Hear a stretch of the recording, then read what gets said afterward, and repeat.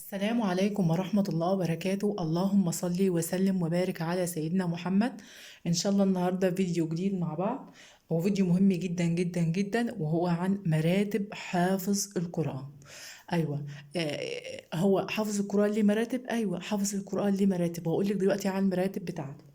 أول حاجة، المراتب الخمسة الربانية لصاحب القرآن. صاحب القرآن ده اللي هو حافظ القرآن يعني.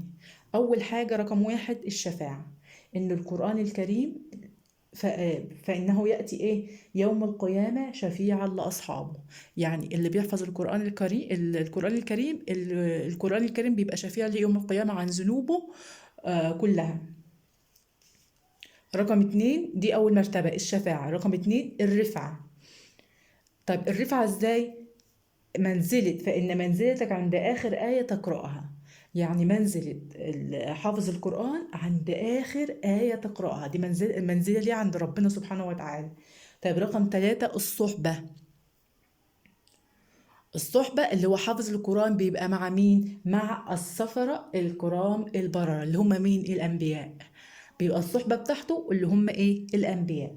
طيب بعد كده الخيرية، اللي هو إيه؟ خيركم من تعلم القرآن وعلمه. خامس مرتبة وهي الأهلية. الأهلية اللي هو أهل القرآن، أهل الله وخاصته. يعني حافظ القرآن بيبقى أهل الله سبحانه وتعالى، بيبقى إيه؟ هم أهل الله سبحانه وتعالى.